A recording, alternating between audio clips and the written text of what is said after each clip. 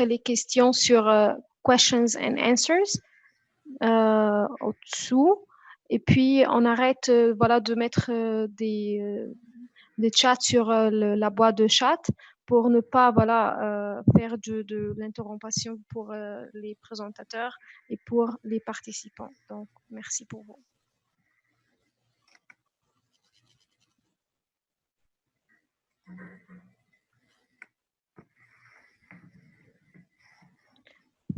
Monsieur Borouk, vous êtes prêt? Oui, après l'introduction. OK.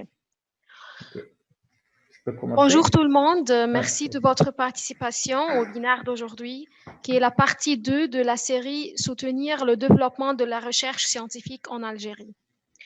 Je voudrais bien remercier Dr Hafid Aourag, qui est le directeur général de la recherche scientifique et de développement technologique au ministère de l'Enseignement supérieur et de la recherche scientifique, pour sa disponibilité et sa volonté de participer à ce webinaire. Dans le cadre des efforts déployés par le Centre national de la recherche scientifique et technique et le Système national de documentation pour soutenir la recherche scientifique en Algérie, je voudrais bien remercier Dr Hassan Belbachir, directeur général du CERIST, Dr Saïd Berouk, qui est le chef de département de l'information scientifique et technique SNDL, Madame Lila Bramli et Monsieur Hamza Bougamouza. Je tends la main à Monsieur Saïd Berouk pour prendre la parole. Monsieur Saïd, vous avez contrôle maintenant des diapositives, oui. Donc vous pouvez justement cliquer de chez vous. Merci. Merci, bonjour.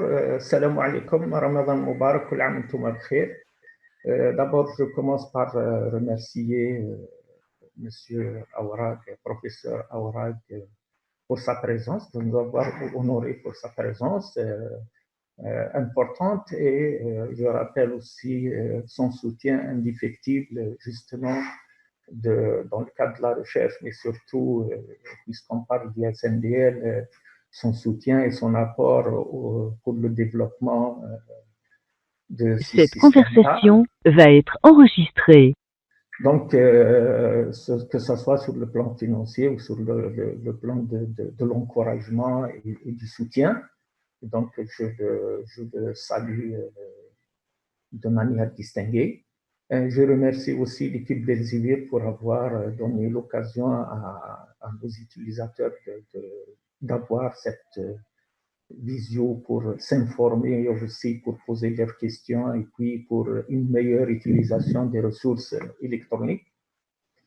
La semaine passée, j'ai fait une intervention sur le SNDL, mais c'était plutôt axé où j'ai fait un survol sur le développement de SNDL depuis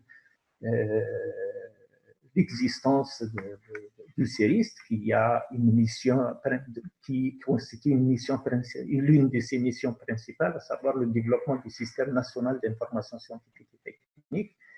Et le fait qu'il soit en ligne, c'est grâce au développement des technologies dont le CERIST a été un des précurseurs. Donc, aujourd'hui, je vais essayer de me focaliser sur quelques éléments qui sont les contenus, le service du SNDL, et puis je vais essayer de faire vite pour donner l'occasion pour poser des questions, pour pouvoir répondre aux préoccupations justement des utilisateurs.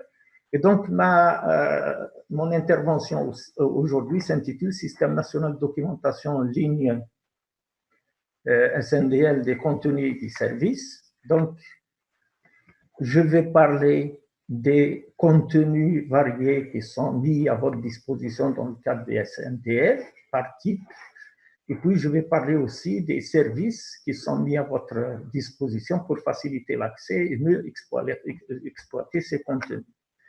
Alors, justement, pour faciliter l'accès à un ensemble de ressources électroniques, le CERIST a mis en place ce qu'on appelait le guichet unique, que j'ai expliqué la semaine passée. Le guichet unique, c'est la plateforme qui permet un peu d'accéder de manière simple sur au niveau de ce site-là à une production scientifique et technique nationale et internationale, donc qui contient des bases de données référentielles, mais aussi des ressources électroniques contexte intégral, accessibles en ligne, et puis qui offre des services de type information, assistance, formation, et puis à travers un compte individuel pour un accès distant de tout lieu. J'ai expliqué la semaine passée que l'Algérie a fait un effort pour faciliter l'accès à ses utilisateurs. Et vous avez vu que dans les moments du corona où tout le monde a été confiné, l'accès à ces ressources-là n'a pas été pénalisé comme pour certains pays où l'accès a été fait via des adresses IP qui posaient problème. Donc, nous avons surmonté déjà ce problème-là parce qu'on a prévu que nos utilisateurs puissent accéder à distance là où ils sont de chez eux, de n'importe quel endroit. Et donc, ce portail unique, comme vous le voyez, est un portail qui Monsieur permet... Bérouk, est-ce que vous avez commencé à changer les diapositives parce que ça... Oui. C'est pas sur l'écran. Si, j'ai commencé. Ça n'apparaît pas? Non. Maintenant, qu'est-ce que vous voyez maintenant? Est-ce que... Maintenant, je suis sur la deuxième diapo. Je vois toujours la première diapositive de l'agenda. Je suis en train de changer, mais apparemment, ça ne change pas. Sinon... Non, Nadine, si tu peux le faire toi de ton côté, non? Oui, si tu peux le faire, parce que moi je suis en train de changer, mais apparemment ça n'apparaît pas. Ok, donc voilà.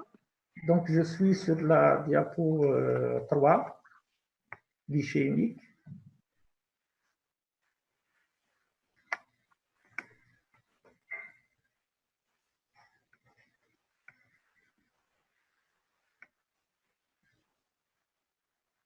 Voilà. Et voilà, merci. Donc, comme j'ai dit, le guichet unique que vous avancez, s'il vous plaît. Diapo suivante.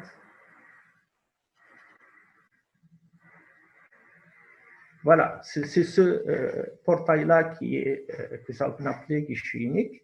Et donc, à travers une entrée unique, à travers un compte accessible à distance, vous pouvez accéder à toutes les ressources, les contenus qui existent dans le SNDL, que ce soit des ressources électroniques internationales qui sont, je vais donner un peu plus de détails, comme aussi l'accès à la production scientifique nationale et puis l'ensemble de services qui sont mis à votre disposition à travers lesquels que je vais développer dans un moment. Vous passez à la diapo suivante, s'il vous plaît.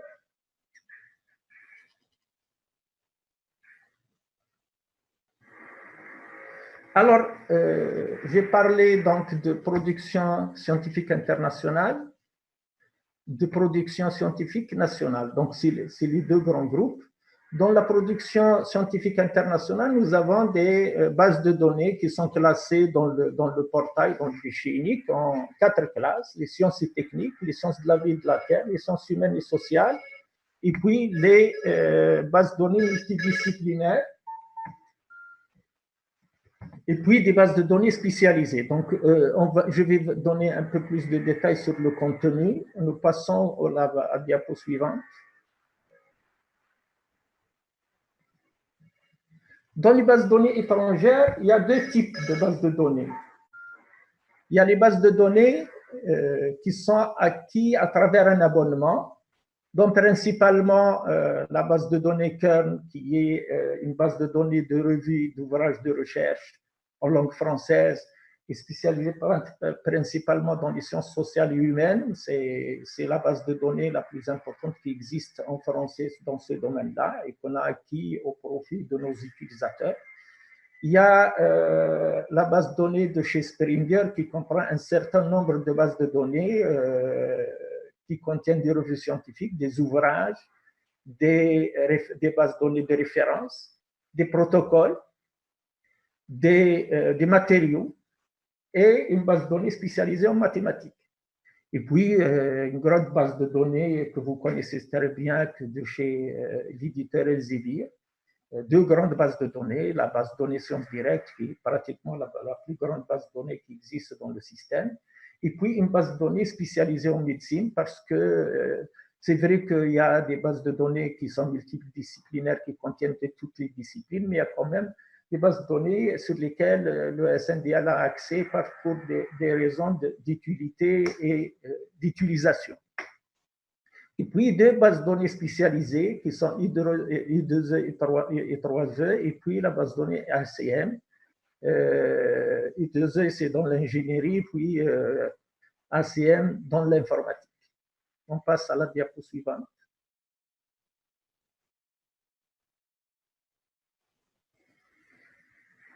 Dans la production scientifique internationale, nous avons aussi des bases de données qui sont en accès ouvert, c'est des archives ouvertes, et qui sont mis dans le SNDL pour faciliter leur accès, parce qu'elles ne sont pas peut-être connues par les utilisateurs. Donc, dans l'optique de faciliter l'accès à ces bases de données-là qui sont en accès gratuit, ces bases de données-là, elles se trouvent sous forme de sites portail ou de bases de données carrément comme les autres bases de données.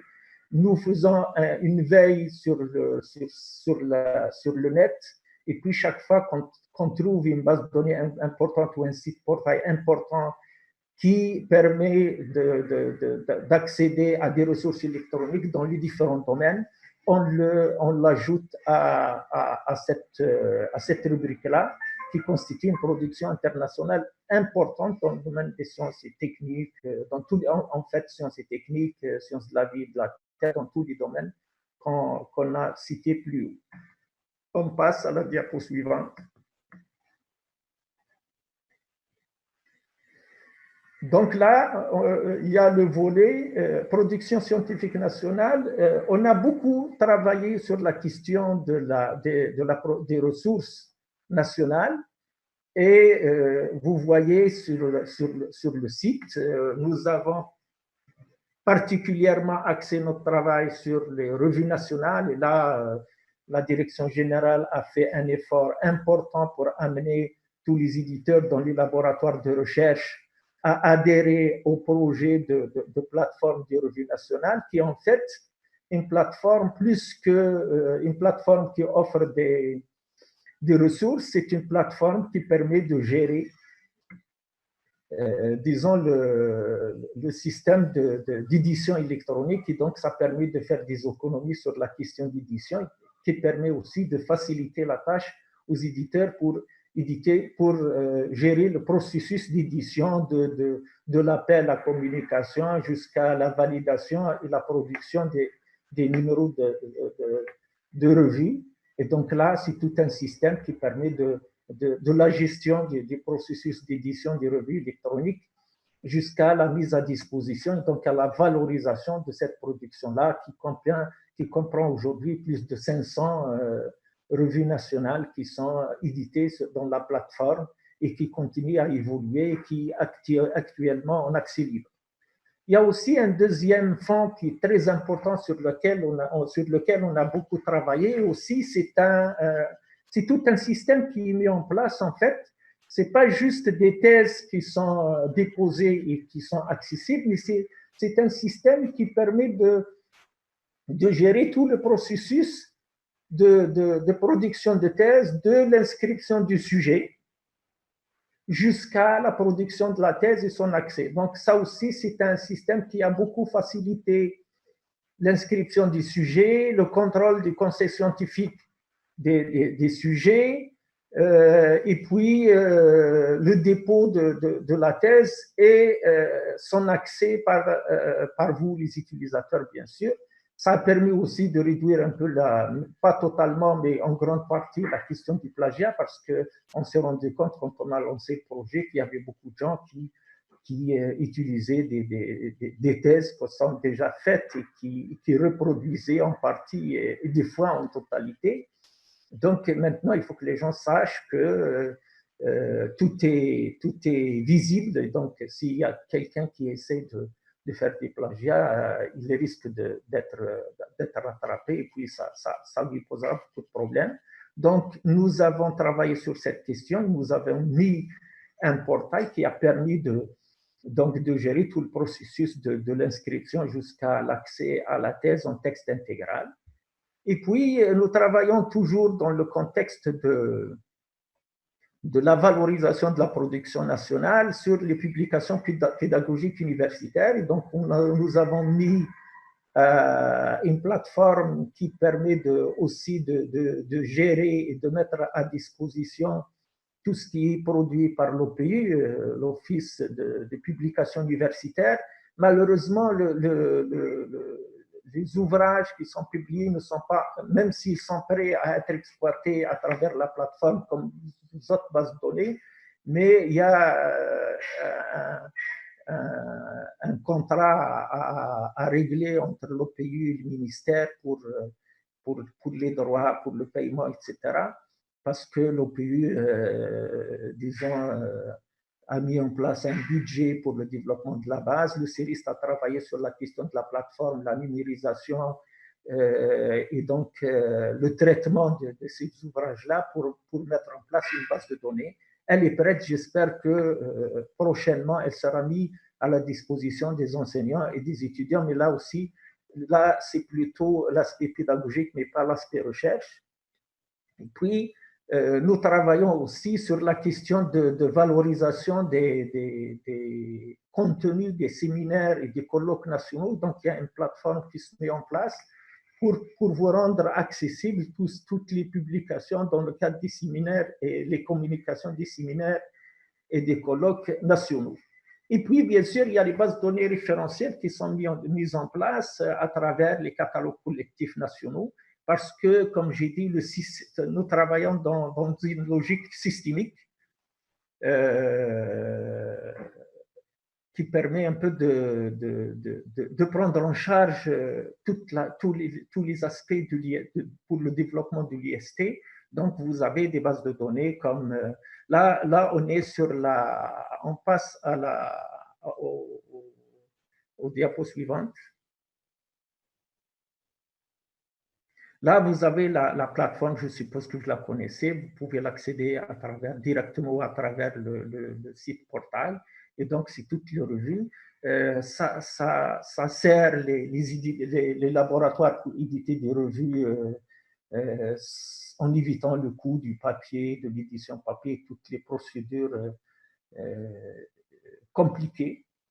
Donc, c'est très facile à faire. Et puis, une fois qu'un numéro est lancé, il est mis à la disposition et accessible sur les utilisateurs. Vous avez là les chiffres, le dernier chiffre, c'est 109 625 articles qui sont accessibles, qui sont contenus dans 524 revues.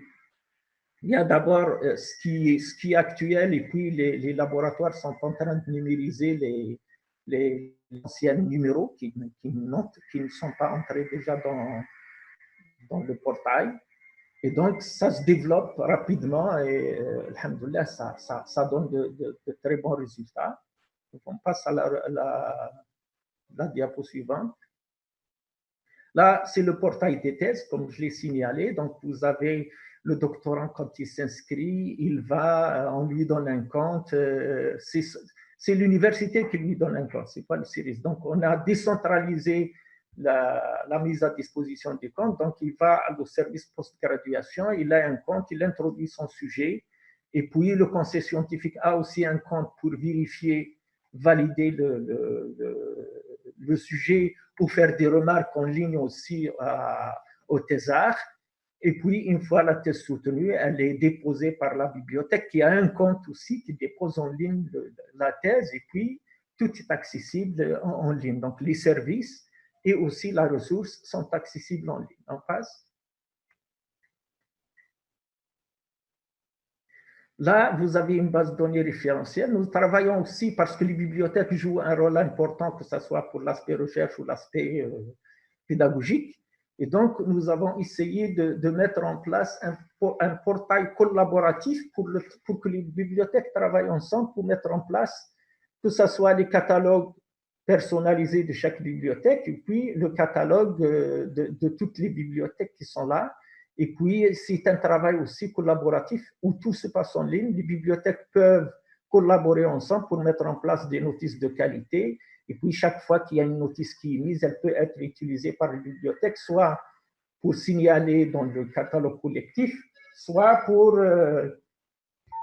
l'utiliser dans le cadre du catalogue pour éviter de faire un traitement qui a été déjà fait dans d'autres bibliothèques. Et là, donc, vous accédez, vous avez les références de tous les ouvrages qui se trouvent dans les bibliothèques nationales, dans toutes les universités, centres de recherche. Vous avez la référence et vous avez sa localisation, elle se trouve dans telle bibliothèque, sa cote, etc. Et vous pouvez consulter, vous pouvez contacter le responsable de bibliothèque s'il y a possibilité d'avoir une copie de la texte. On passe.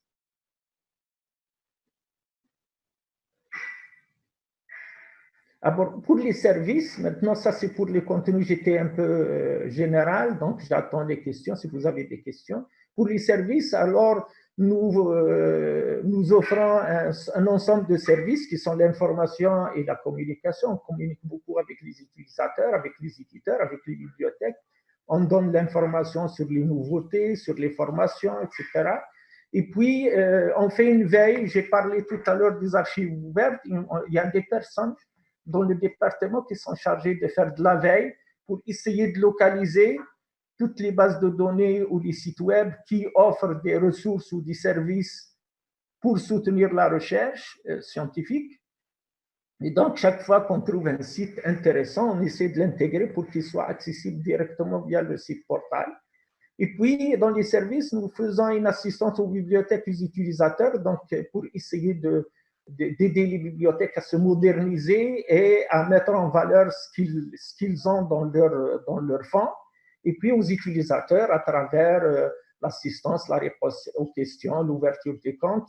Et là, l'ouverture des comptes, j'insiste encore, on a tout décentralisé pour essayer de rapprocher le service d'utilisateur. Donc, on a chargé, au lieu que le service ouvre des comptes, il a chargé les bibliothèques universitaires parce que c'est le lieu le plus accessible à tout le monde, que ce soit des étudiants en master ou en doctorat ou des enseignants ou des chercheurs. L'endroit le plus accessible, c'est généralement la bibliothèque. Donc, vous vous présentez à la bibliothèque, elle vous ouvre tout de suite un compte et vous avez tout de suite accès à toutes les ressources, que ce soit nationales ou internationales, de manière très facile. Ça, c'est très important. Et pour les bibliothèques aussi, on a mis un système d'informatisation avec une assistance, des formations, etc. Nous formons aussi le personnel de bibliothèque pour essayer de vous offrir le maximum de services au niveau des bibliothèques locales, et nous focalisons aussi, dans le cadre du SNDS, sur la formation des utilisateurs. Nous avons prévu des formations présentielles avec des ateliers, mais malheureusement, ça ne fonctionne pas comme on voulait pour plusieurs raisons qui dépendent des fois des difficultés des éditeurs à envoyer des formateurs parce qu'il y a des visas, il y a une programmation, etc. Et puis, au niveau des établissements, des fois, on programme une formation, les gens sont occupés, il y a des problèmes de réseau, de connexion, etc. Et c'est pour cela que nous sommes en train maintenant de travailler sur la question de formation en ligne. Comme on a une grande expérience dans la question de la formation en ligne, que ce soit pour la conception du cours, du tutorat et de production de ressources pédagogiques multimédia. Donc, moi, personnellement, je suis en train de travailler avec les... J'ai fait une proposition les années passées, mais comme on avait des difficultés pour prendre en charge le SNDS sur des questions de procédure, ça a été retardé, mais maintenant on avait vu que dans les moments comme ces moments-là difficiles de confinement, ça aurait été intéressant que ces formations, ces ateliers-là se passent en ligne avec des cours conçus pour être utilisés en ligne de manière individuelle ou à travers un tutorat à distance. Donc j'espère que dans les années à venir, on va développer cet aspect de sorte que l'utilisateur, quand il accède au site, il trouvera toutes les formations qui lui faciliteront une utilisation facile, mais surtout rationnelle de ces ressources-là. Voilà donc tout ce que je voulais dire. Je reste à votre disposition si vous avez des questions, que ce soit sur les services offerts ou sur les ressources, etc. Merci. Merci pour vous, Monsieur Saïd, et merci pour votre présentation sur les ressources électroniques. C'était très informatif. Et il y a quelques questions sur la partie questions et réponses. Oui. Est-ce que vous pouvez l'ouvrir de votre part, de votre Oui. côté? Une minute, s'il vous plaît.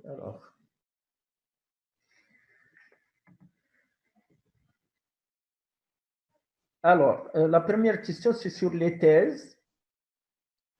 Il est dit que presque toutes les thèses, non, je dis presque toutes les thèses, vous avez pratiquement 70 000 thèses qui sont accessibles, qu'on peut télécharger. Il y a quelques thèses qui ne sont pas déposées par les bibliothèques, parce qu'il faut savoir que, comme j'ai dit, c'est un travail collaboratif. Ce n'est pas le CERIS qui met les thèses. À un certain moment, nous avons essayé de récupérer des copies, mais c'était faramineux parce qu'au départ, on a récupéré 8000 thèses qu'on a scannées avant qu'on ait les thèses électroniques. Mais après, on s'est partagé les tâches et c'est les bibliothèques qui déposent les thèses. Nous sommes avec le ministère à cheval pour que toutes les thèses soient mises sur le site. Mais si vous trouvez qu'il y a juste la référence, c'est malheureusement parce que la bibliothèque n'a pas déposé les thèses. Mais sinon, si la thèse est déposée, elle est accessible via le site. Il n'y a aucun problème pour ça. Alors, ma question...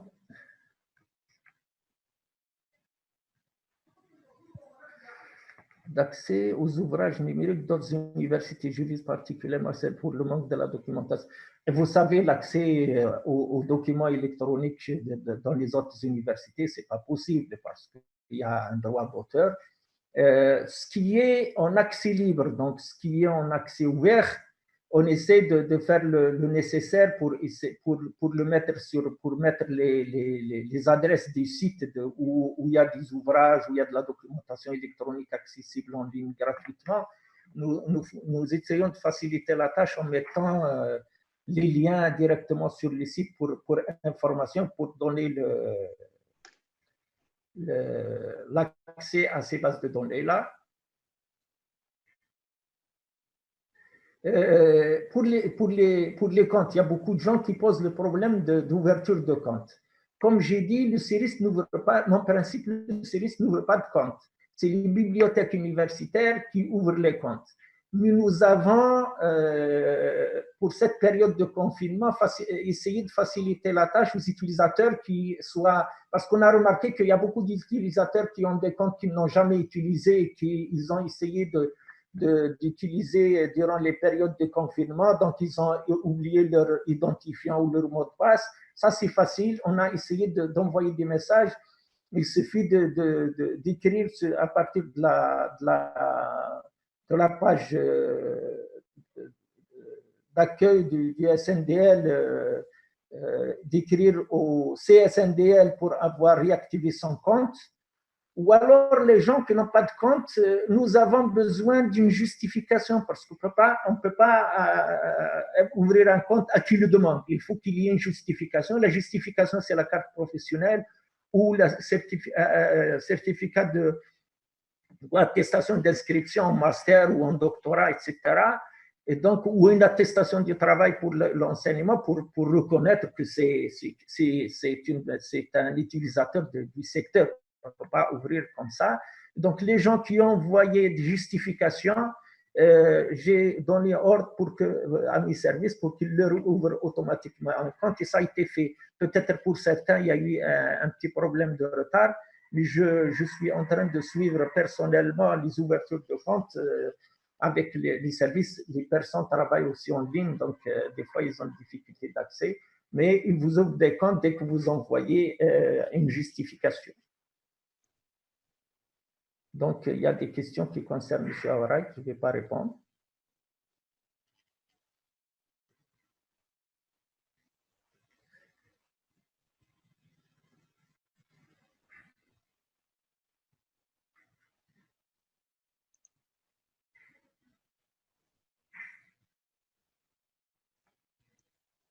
personne qui pose une question sur la question système de veille, c'est des personnes qui sont spécialisées dans la veille et qui travaillent ils font des recherches sur Internet et qui localisent et puis qui mettent en place des ressources intéressantes qui sont trouvées.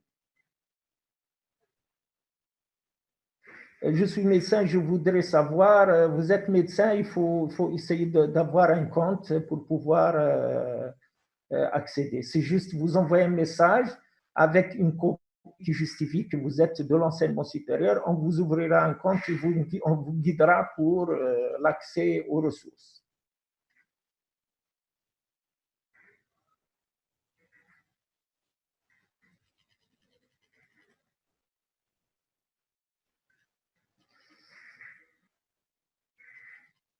Comment accéder au Fonds national de thèse? Comme je l'ai expliqué, si vous avez un compte SNDL, vous allez sur les portails, vous trouverez le PNST, le portail national des thèses.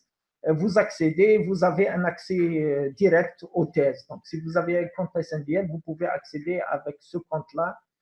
Quand vous accédez au SNDL, vous allez sur le portail des thèses et vous pouvez accéder librement à toutes les thèses qui sont disponibles, que ce soit les références qui sont disponibles ou les thèses qui sont... je suis étudiant en 7e année médecine, comment je peux avoir un compte SNDL?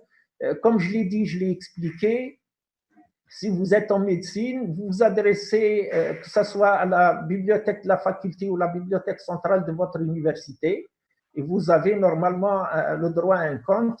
Maintenant, s'il y a des difficultés à accéder aux bibliothèques, que ce soit de la faculté ou de l'université, vous nous envoyez au csndl@ceris.dz une justification que vous êtes réellement en médecine, en 7e année médecine. On vous ouvrira un compte, on vous enverra par mail l'identifiant, le mot de passe que vous changez, bien sûr. Je viens de soutenir ma thèse, comment elle va être mise sur le portail, et il faut déposer dans la bibliothèque, et c'est la bibliothèque qui se charge de la mettre sur le site.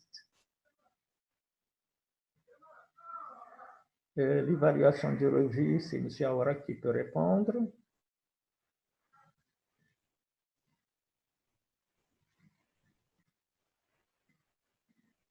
Alors, pour les questions de thèse, pour les questions de thèmes, effectivement, il y a des thèmes il y a des domaines et des thèmes qui n'ont pas été mis dans le classement du PNST, donc dans le signalement des thèses. Et ça, on a travaillé, ça fait quelque temps qu'on travaille avec le ministère de l'Enseignement supérieur. Malheureusement, le travail est manuel au niveau du ministère. Quand il y a un nouveau thème, quand il y a un nouveau domaine, quand il y a une nouvelle spécialité, les mises à jour, comme tout se fait en papier, nous avons développé une petite application qui permet un peu de mettre à la disposition du ministère le classement des domaines, des thèmes, des spécialités, des universités, etc. Et puis, il y a des spécialités dont l'intitulé ont changé. Donc, nous sommes en train de travailler sur un fichier d'autorité qui permet un peu de recenser les anciens domaines, les anciennes thématiques qui ont été, ou les spécialités qui ont changé, et puis pour essayer de faciliter la recherche et pour essayer d'intégrer les nouvelles spécialités, les nouvelles thématiques qui sont définies. C'est un travail qui a été fait, qui devrait être lancé ces mois-ci, mais avec le confinement, il y a un petit problème. Mais tous ces problèmes-là vont être réglés, Inch'Allah, incessamment. Alors certaines revues, bon...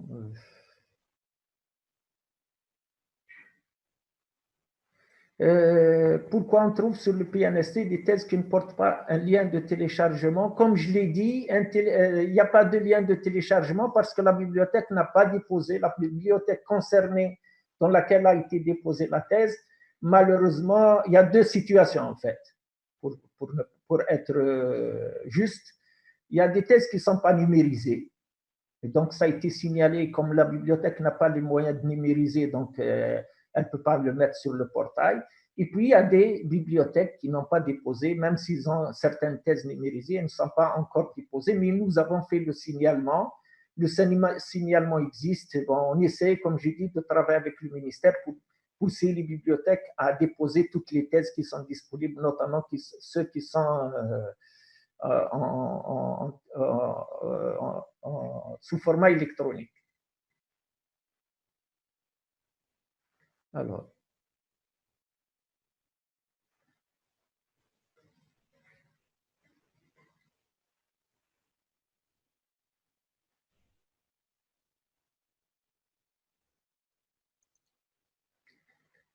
Il y a des sujets. La question sur l'accès au Fonds national de thèse, j'ai dit, vous allez sur le SNDL, vous avez un compte, vous accédez, vous allez sur la rubrique portail, vous trouvez le PNST, vous cliquez, vous faites une recherche, vous pouvez télécharger la thèse.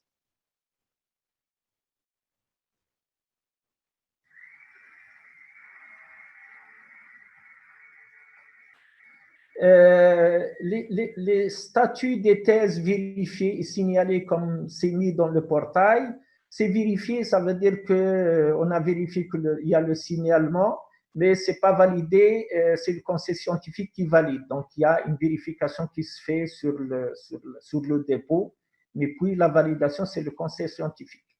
Ça veut dire que c'est vérifié parce que au niveau des universités, il y a quelqu'un qui saisit et qui fait une recherche sur le portail, qui vérifie que la thèse n'a pas été, le thème n'a pas été traité, puis c'est le conseil scientifique qui valide ça. Donc, c'est pour cela que vous trouvez ces deux situations-là. Mais on a décidé de le changer pour essayer d'éviter les complications. Validé, non validé, il y aura ces états-là des thèses.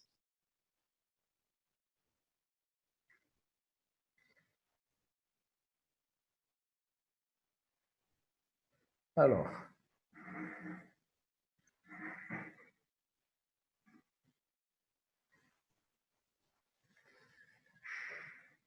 pour les mémoires de master, bon, c'est une ressource documentaire importante, mais on a préféré que ça soit signalé au niveau des bibliothèques, donc des bibliothèques locales. Sur cette question, justement, pour la valorisation de cette production-là, nous sommes en train de travailler avec les bibliothèques pour l'informatisation, donc, et pour le développement de sites web. Donc, si vous allez au niveau des bibliothèques, celles qui utilisent notre logiciel et qui sont informatisées, vous pouvez accéder à la copie du master. Vous pouvez avoir une copie électronique du master, mais là aussi, on est en train d'essayer de pousser les bibliothèques à mettre en place des sites web qui permettent d'accéder à ces masters-là en ligne. Bon, mais il y a des bibliothèques qui ont commencé à le faire, il y a d'autres qui ne l'ont pas fait par manque de moyens, etc. Mais nous travaillons sur cette question j'ai parlé tout à l'heure d'assistants de bibliothèque, il y a un grand travail qui se fait sur cette question. Ça nécessite beaucoup de temps et beaucoup de persévérance. Les choses ne sont pas faciles. Vous avez un manque de personnel, vous avez un personnel qualifié, vous avez un manque de moyens, vous avez un manque de volonté. Il y a des choses qui contribuent à ce retard-là. Nous essayons de le rattraper, Inch'Allah, avec les efforts de tout le monde.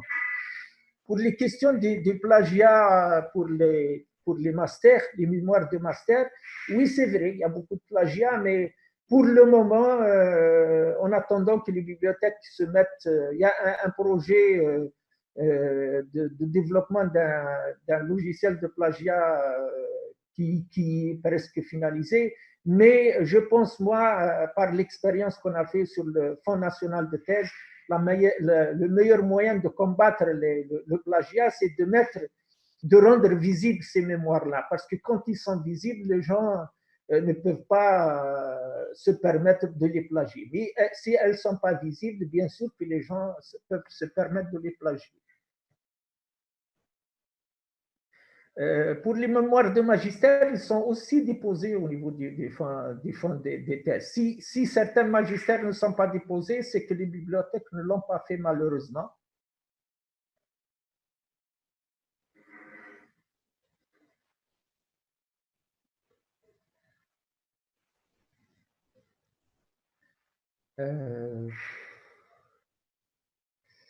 Pour les ouvrages, comme j'ai dit, les ouvrages pédagogiques, notamment produits au niveau national, nous savons que nous avons beaucoup de compétences qui peuvent produire des ouvrages très intéressants.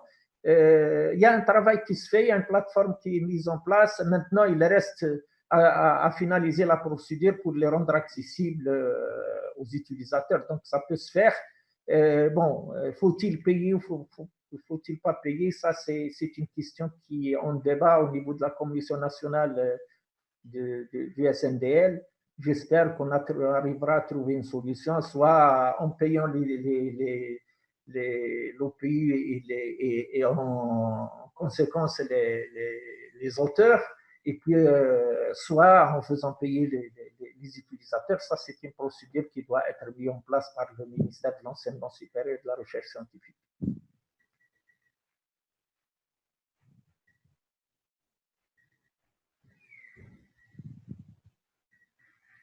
Il y a une question intéressante qui est posée sur le prêt interbibliothèque, sur une carte.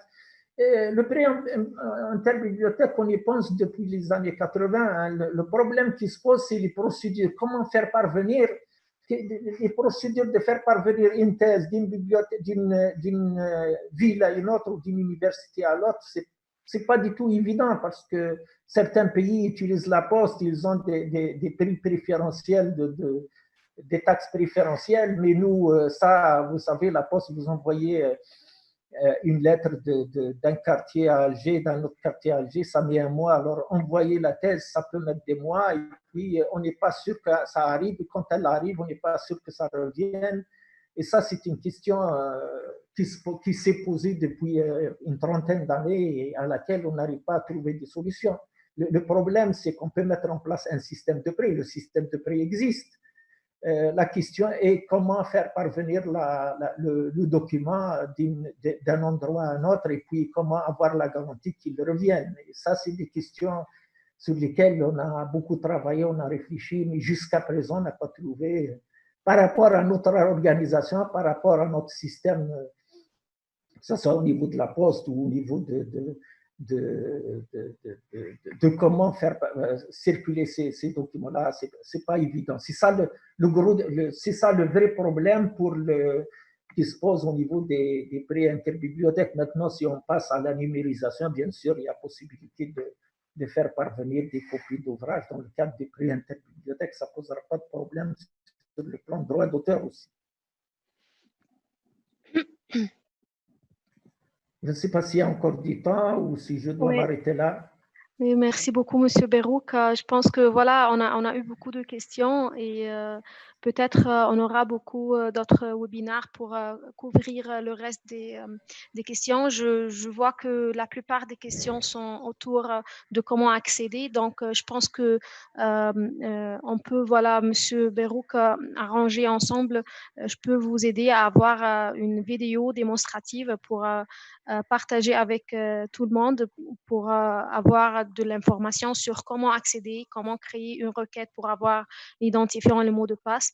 Et aussi, on va lancer prochainement un projet pour recevoir les questions sur des hashtags. Et comme ça, on peut regrouper les questions qui veulent la même réponse. Et comme ça, on peut voilà, répondre à la majorité des questions. Donc, en fait, il y a des questions sur le site, il y a une rubrique sur les questions-réponses. Les questions qui se posent généralement, il y a les réponses qui sont mises. Bon, déjà sur le site, il y a cet aspect-là. Il y a des questions qui reviennent sur l'ouverture de compte, sur l'assistance, etc. Il y a les réponses. Et chaque fois qu'une question qui se répète, on essaie de la mettre et puis on met la réponse et la procédure. Très bien. On peut aussi, Zahira, donc on peut aussi allouer, je pense, 15 minutes après la dernière présentation. Voilà, donc pour essayer de répondre au maximum de questions, pour ne pas justement, je pense, retarder donc les différentes sessions. Donc, je pense que maintenant, donc, il va y avoir la présentation de Monsieur Aourak. Donc, je pense qu'après la dernière présentation, Monsieur Bellour, on peut allouer 10 à 15 minutes hein, pour répondre à quelques questions critiques et voilà, avant de clôturer la réunion d'aujourd'hui. Merci beaucoup, Zahira. Merci, Monsieur Berouk. Et la présentation suivante sur les outils, les astuces et les réseaux sociaux de chercheurs pour une meilleure visibilité. Merci beaucoup, professeur Hafid Aourak, pour votre disponibilité, pour votre volonté de participer avec nous. Bonjour. Bonjour. Hein? Bonjour. Alors, donc, je commence ou… Hein? Oui, s'il vous plaît. Est-ce que si je vous donne le contrôle de chez moi, est-ce que vous pouvez changer les diapositives? Est-ce que vous pouvez essayer maintenant? D'accord. Très bien. On peut commencer, je pense. Ah bah, ok, on peut commencer alors. Donc, je voudrais… Bismillah ar-Rahman ar-Rahim, salatu salam ashraf al-mursalin.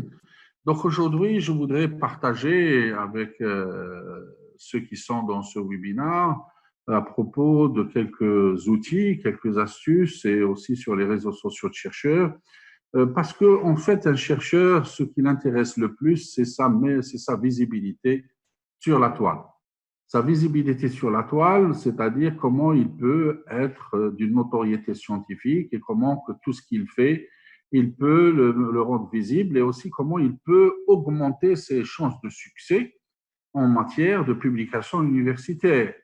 Comment il peut améliorer la qualité de sa recherche, comment il peut améliorer la qualité de sa connaissance et de son savoir. Et donc, c'est à partir de là que je voudrais donc aborder avec l'ensemble de ceux qui nous écoutent aujourd'hui ces différents aspects. Alors, le premier aspect sur lequel je voudrais insister en premier lieu, c'est d'abord comment peut-on aujourd'hui mesurer la mesure d'un travail scientifique. Comment on peut mesurer la qualité d'un travail scientifique? Comment on peut mesurer donc une publication de façon générale, puisque tout travail scientifique est mesuré par, surtout un travail académique, est mesuré par la qualité de la publication. Donc, la qualité de la publication, nous avons plusieurs paramètres que nous appelons des paramètres scientométriques ou des outils bibliométriques. Donc, les outils bibliométriques, essentiellement, vous avez à chaque niveau. Donc, quand vous avez d'abord l'article. L'article, quand vous écrivez un article, vous l'écrivez et vous le publiez dans une revue. Donc, ça veut dire qu'il y a d'abord la mesure de l'article et la mesure de la revue. La mesure de l'article, c'est-à-dire que votre article, quel impact il a sur votre article sur la communauté des chercheurs. Est-ce que votre article est de bonne qualité ou est-ce qu'il n'est pas de bonne qualité? Et ça, c'est par rapport au nombre de citations, combien votre article a été référencié dans d'autres articles écrits par d'autres chercheurs. Et donc, on mesure ceci par son impact. Ensuite, cet article qui est mis dans une revue, donc aussi, on mesure aussi la revue par rapport à sa qualité.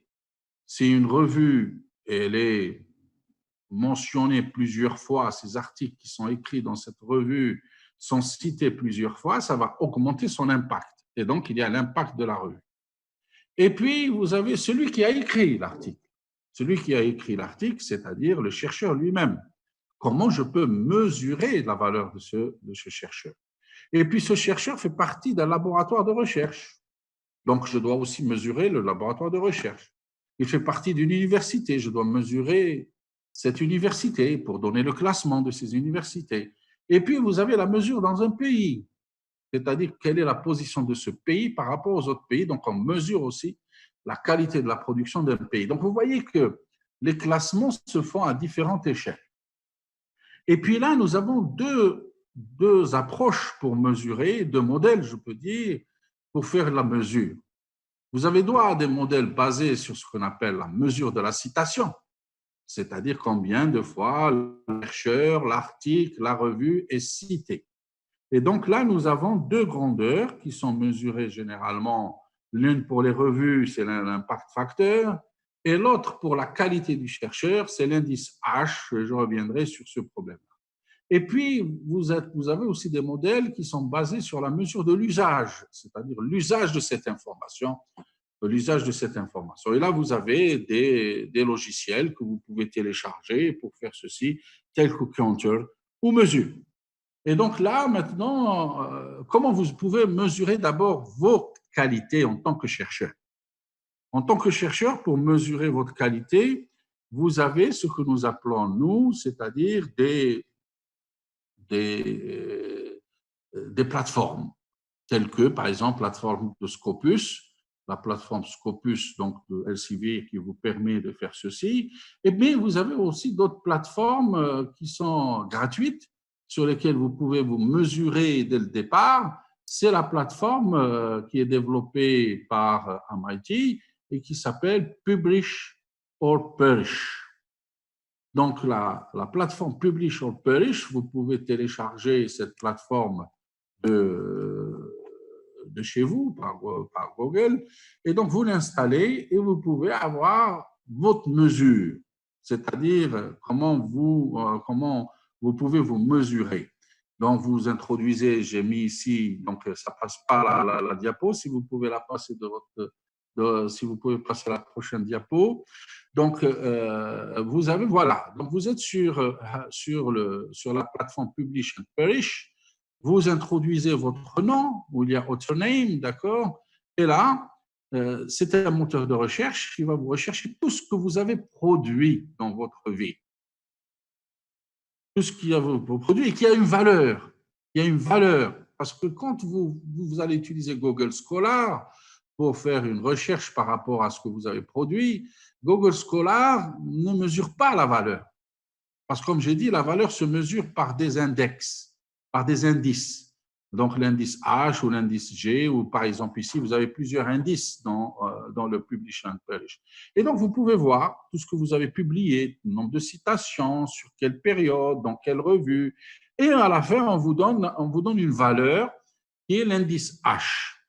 Alors, donc, je reviens à cet indice H. Indice H, c'est comme un classement ATP pour les tennisman, c'est-à-dire il vous donne une position. Quelle est votre position dans la communauté universitaire ou dans votre discipline? Alors, l'indice H, donc la prochaine diapositive, s'il vous plaît, donc dans celle-ci, c'est-à-dire un chercheur, dans sa carrière, il doit impérativement, comme j'ai dit, cultiver son facteur H ou son indice H. Alors, l'indice H, il a été établi par un physicien qui s'appelle Hirsch, d'accord, et qui permet de voir comment on peut allier la quantité du nombre de publications que vous avez fait avec la qualité de vos publications. Donc, comment trouver un rapport qui peut en fait vous donner cette proportionnalité entre la quantité et la qualité. Et donc, il a introduit donc, cette notion d'indice H. Donc, l'indice H, il combine deux grandeurs qui sont le nombre de publications et le nombre de citations. C'est-à-dire, vous avez publié tant d'articles, combien chaque article, pas l'ensemble des articles, mais combien chaque article a été cité de nombre de fois. Et donc, c'est ce rapport. Si vous avez 30 articles et que ces 30 articles n'ont jamais été cités, votre indice H est égal à 0. Si vous avez 4 articles qui ont été cités 4 fois ou plus, vous avez un indice H qui est égal à 4, et ainsi de suite. Si vous avez 10 articles qui ont été cités 10 fois, vous avez un indice H égal à 10. Donc, cet indice H, il faut le cultiver.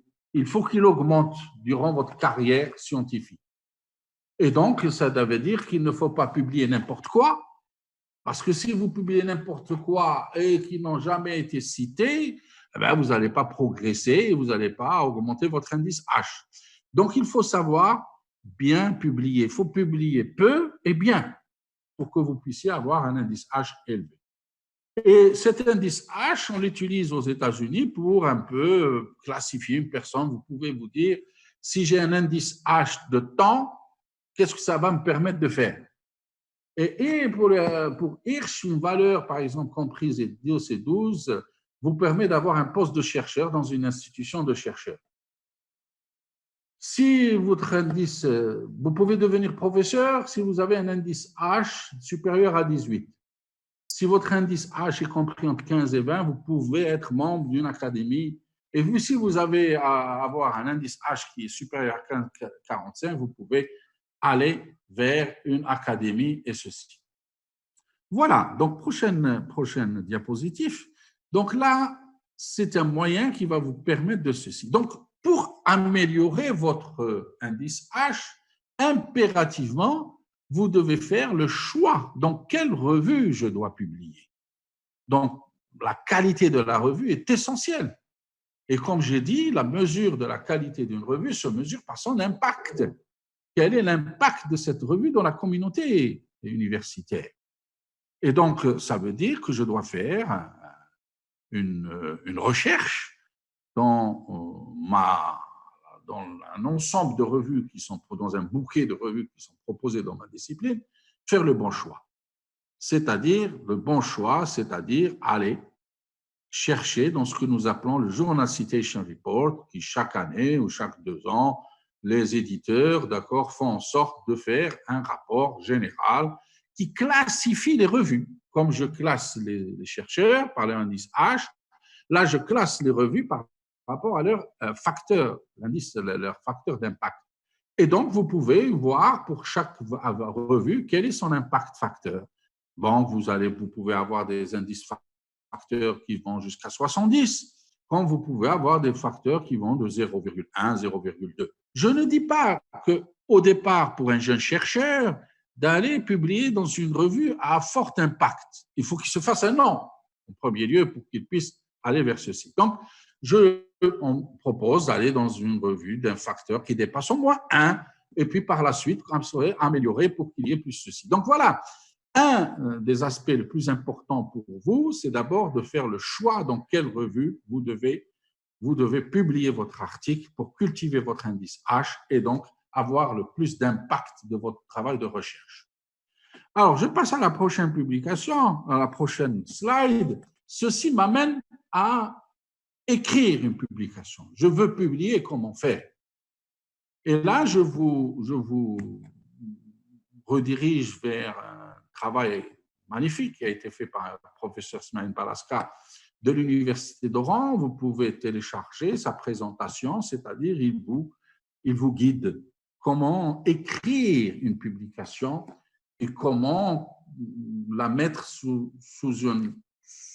comment choisir les meilleures idées, comment choisir les meilleures phrases pour pouvoir réellement capter l'attention des reviewers.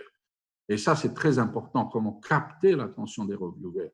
Et donc, ça, c'est quelque chose d'important pour vous. Alors, donc ceci m'amène à ce qu'un chercheur doit s'organiser pour pouvoir faire un travail de qualité, pour pouvoir publier un travail de qualité. Il faut qu'il organise sa vie professionnelle. Et organiser sa vie professionnelle, ça veut dire que nous devons optimiser notre temps. L'optimisation du temps. Et donc, l'optimisation du temps est quelque chose d'important dans notre vie. Prochain slide. Donc, nous allons voir un peu comment se fait ceci. Prochain slide, s'il vous plaît. Et donc, ici, c'est la minimisation du temps. Il y a un chercheur américain, vous pouvez trouver le site ici, qui vous dit comment je peux minimiser de temps, augmenter mes chances de production et diminuer mes chances de mon temps improductif. Et là, elle vous dit comment, donc dans toute la vie d'un chercheur, c'est comment être le plus, je dirais, le plus performant. Et le plus performant, ça veut dire qu'il passe plus de temps à être productif qu'à être improductif. Et donc, ce chercheur a mis en place donc une approche pour minimiser votre temps improductif. Et donc là, vous avez les choses que vous pouvez déléguer et les choses que vous ne pouvez pas déléguer. Les choses qui sont importantes dans la production et les choses qui ne sont pas importantes dans la production. C'est-à-dire, il y a des choses que vous pouvez déléguer à d'autres personnes à faire, mais il y a des choses que vous devez faire vous impérativement. Et donc, vous allez départager votre temps entre le temps productif et le temps improductif, c'est-à-dire que le temps où vous n'êtes pas devant une expérience, le temps où vous n'êtes pas en train de réfléchir à nourrir, le temps où vous n'êtes pas en train de faire des calculs, que faut-il faire? C'est du temps improductif. Eh ben, il y a des choses que vous pouvez faire, vous pouvez donc faire des choses qui sont pour vous aller enseigner. Pour aller enseigner, généralement, ce n'est pas du temps de recherche, donc c'est du temps improductif. Mais vous ne pouvez pas le déléguer, vous devez le faire vous-même, etc. Donc, voilà un peu ce slide met en valeur comment vous pouvez vous organiser votre vie de chercheur pour minimiser votre temps. Alors, je vais passer à ceci, à un deuxième prochain slide. Qu'est-ce que ça veut dire? Ça veut dire qu'un chercheur, on doit l'évaluer. Et un chercheur, on doit l'évaluer, il y a des paramètres pour évaluer le chercheur. Alors, on classifie les chercheurs comme étant des chercheurs publiants ou des chercheurs non publiants par rapport au nombre de publications qu'ils font. Par exemple, pour un enseignant-chercheur, on dit un enseignant-chercheur est publiant, c'est celui qui fait 2 publications, au moins 2 publications sur 4 ans. Prochain slide, 2 publications sur 4 ans. Pour un chercheur permanent, par exemple, un chercheur permanent est dit publiant s'il fait 4 publications internationales de rang A sur 4 ans. C'est-à-dire chaque année, au moins, il doit faire une publication. Donc, voilà donc toute personne qui ne s'inscrit pas dans cette norme qui est de 2 publications sur 4 ans pour les enseignants et 4 publications sur 4 ans pour un chercheur est dit non publiant. Ça veut dire que cette personne, il doit revoir un peu toute sa organisation pour qu'il puisse devenir ceci. Alors, voilà, donc ça, c'est la première partie de mon intervention qui est donc comment vous pouvez vous mesurer et comment vous pouvez vous organiser pour une meilleure productivité. Alors maintenant, comme j'ai dit, la majorité des cas, les publications se font dans des revues indexées, c'est-à-dire indexées dans des bases de données. Et les 2 bases de données les plus importantes aujourd'hui, c'est soit la base de données de Scopus, sous l'égide de Elsevier, soit la base de données du Web of Science. Et donc, ce sont des revues qui sont indexées et impactées. Et puis, aujourd'hui, il y a une nouvelle approche donc, de la publication qui est en vogue. Le prochain slide, c'est l'open access. L'open access, c'est-à-dire que l'open access, en fait, c'est quoi? C'est en fait comment je peux aujourd'hui publier dans un article, d'accord, dans des revues qui sont répertoriées et où l'accès est libre. Si vous allez sur Elsevier, il faut avoir un abonnement pour pouvoir accéder à l'information, accéder aux articles, d'accord? Mais dans l'open access, d'accord, c'est que vous allez avoir un accès libre, c'est-à-dire que les téléchargements sont gratuits. Le fait que les téléchargements sont gratuits, mais il y a l'autre côté qui n'est pas aussi évident, qui est le fait que pour publier, il faut payer. Pour que vous puissiez positionner votre article dans un dépôt institutionnel de libre accès, il faut payer. Pour l'archiver, il faut payer. Donc, vous payez pour l'archivage. Donc, c'est vous qui payez pour donner un libre accès à votre travaux.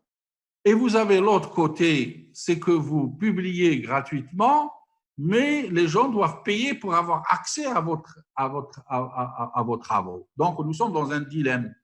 Soit on publie gratuitement, mais celui qui veut accéder à notre publication doit payer, soit on paye, c'est nous, et on met gratuitement nos travaux gratuitement à autrui. Et donc, ça, c'est un débat. Il y a ceux qui sont pour, ceux qui sont contre. Et donc, mais là, il y a aussi un petit problème qui va surgir par la suite, c'est la classification de ces revues. Prochain slide, s'il vous plaît. La classification de ces revues dans l'Open Access pose un problème.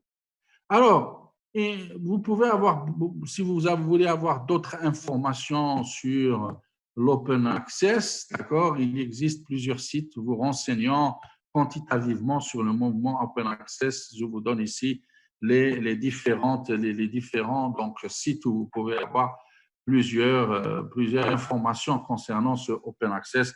Ce n'est pas aussi évident pour pouvoir faire le choix de la revue dans l'Open Access. Donc, voilà. Et donc, il y a un risque. Prochain slide. Il y a un risque avec l'Open Access. Normalement, l'Open Access doit favoriser la diffusion de la science en la rendant accessible à tous gratuitement. Mais il se transforme en zombie, où certains éditeurs ont mis en œuvre une stratégie pour profiter de ce système. C'est-à-dire que beaucoup d'éditeurs malveillants développent des revues en open access sur des bases de qualité douteuse, et donc les gens payent, donc ça fait rentrer de l'argent pour celui qui fait l'open access, et donc le travail est accepté facilement, et il est mis en ligne gratuitement, et donc il y a une prolifération. Et donc l'open access devient zombie. Il faut faire le ménage dans l'open access, il faut faire beaucoup de ménage dans l'open access. D'accord. Et donc, parce que généralement, c'est ce que nous remarquons, beaucoup de revues dans l'open access, vous envoyez votre article aujourd'hui, le lendemain, il est accepté. Ça veut dire on doute donc de tout le système de reviewing de ces revues-là.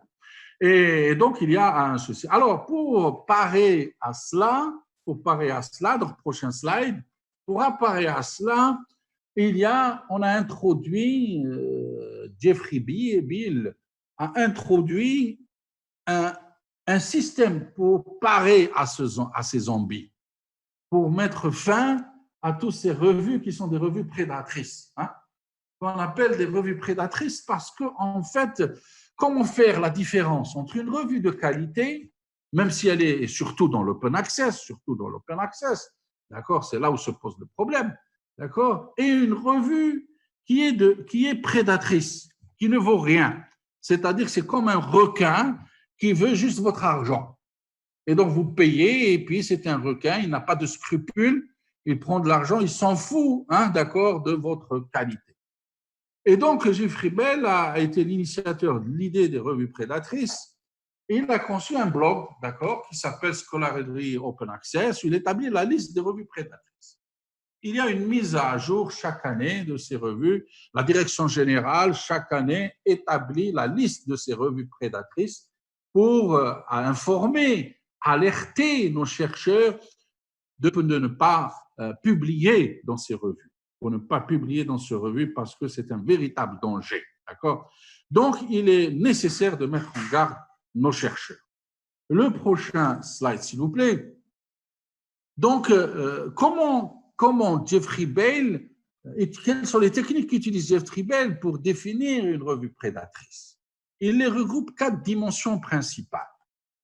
1, le respect des codes de conduite proposés par le groupement interne d'un éditeur scientifique. Est-ce que le même code de conduite qui est utilisé par les éditeurs que nous connaissons, les éditeurs que nous côtoyons chaque jour, d'accord, que ce soit Springer, que ce soit Elsevier, etc., est-ce que c'est le même code de conduite qui est utilisé?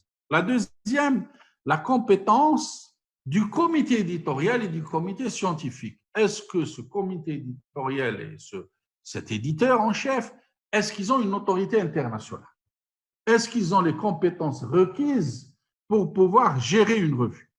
Ensuite, le troisième point, c'est la véracité des informations dans le site. Est-ce que les sites, donc ils développent des sites web, chaque revue, mais est-ce que les informations qui sont contenues dans ces sites web sont des contenus vrais? Est-ce que l'information est exacte ou c'est de la propagande? Et donc, est-ce qu'il y a…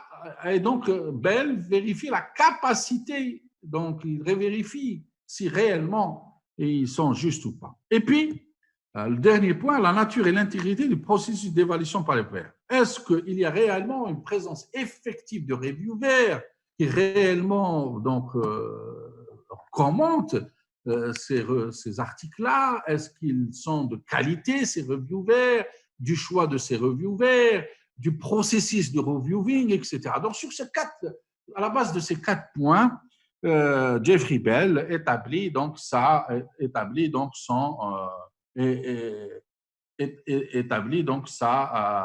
façon de faire par rapport à cela. Et donc, vous pouvez, prochain slide, donc vous pouvez aller donc, dans sa plateforme qu'il a développée, ce qu'il appelle Scholarly Open Access. D'accord, vous pouvez avoir donc plus d'informations sur comment il établit comment il fait cette recherche, comment il utilise les mécanismes pour arriver à ce résultat. Alors, vous êtes chercheur, vous n'avez pas beaucoup d'informations sur ces revues d'Open Access, et comment vous devez faire? Prochain slide, s'il vous plaît. Donc, comment savoir si vous avez affaire à une revue prédatrice ou non? Alors, commence par, il y a des indices flagrants qui démontrent que la revue est prédatrice. Premièrement, vous allez recevoir des mails provenant des éditeurs sur la qualité des recherches sans trop flatteurs ou insistants, c'est-à-dire ils vous disent que nous avons remarqué que vous faites du bon travail, que vous publiez des travaux excellents, et c'est-à-dire qu'il est nécessaire que vous puissiez passer à un autre stade et de pouvoir publier dans nos revues et qui vont augmenter votre visibilité, votre qualité. Donc, c'est-à-dire qu'on va jouer sur votre égocentrisme et sur votre narcissisme, c'est-à-dire qu'on va vous devenir quelqu'un, on va vous poser sur un piédestal très élevé. Ensuite, le nom de revue n'est pas en accord avec son contenu, c'est-à-dire que quand vous allez voir le titre de la revue et vous allez voir le contenu, il y a un peu de tout. Ça veut dire qu'elle n'est pas une revue vraiment thématique, une revue dirigée vers un certain nombre de problématiques. Et puis, aucun rédacteur en chef n'est mentionné. Ensuite, le comité éditorial n'est pas originaire de la discipline en question. Vous allez trouver dans le comité un médecin alors que la revue elle est en physique. Vous allez trouver quelqu'un qui est dans la physique nucléaire alors que la revue traite des problèmes de mécanique rationnelle. Alors, il y a un véritable problème. Et puis, il y a une promesse de comité de relecture très rapide. C'est-à-dire qu'en premier lieu, on vous dit, voilà, il y a quelques erreurs que vous devez corriger, et puis vous relancez votre article, et soudainement, 2 jours après, votre article est accepté. Une relecture dans des temps exceptionnels. Donc, vous voyez, c'est des attrape-niveaux. Et donc, il faut faire attention à cela. Et donc, comment vous pouvez faire affaire à une revue prédatrice. D'accord? Et donc, Jeffrey Bell, prochaine étape, donc les techniques de Bell, pour regrouper en cas de, comme j'ai dit, ça c'est les critères. La prochaine, s'il vous plaît, la prochaine diapositive. Alors, les critères, vous savez, ils se basent sur 2 documents publiés par le comité en publication. Vous savez qu'il y a un comité international d'éthique. Ce comité international d'éthique, d'accord, d'éthique des publications, il s'appelle le COP, d'accord. Il y a dans ce comité d'éthique, il y a deux documents qu'il est important en tant que chercheur de les consulter. Il y a un code de conduite pour les publishers, c'est-à-dire les éditeurs des journaux. Il y a un code de conduite, c'est comme une charte, d'accord, d'éthique et de déontologie que chaque éditeur doit satisfaire. Et puis, il y a aussi un autre qui s'appelle Principle of Transparency and Best Practice in Scholarly Publishing, c'est-à-dire les pratiques de transparence et les meilleures pratiques pour publier. Donc, ce sont sur ceci qu'ils se basent. Et donc, ces revues prédatrices n'obéissent pas à ces 2 codes généralement. D'accord? Donc, vous pouvez voir, voilà le site de la COP. Et puis, vous pouvez aller, vous pouvez, donc, il y a des sites, vous passez le deuxième.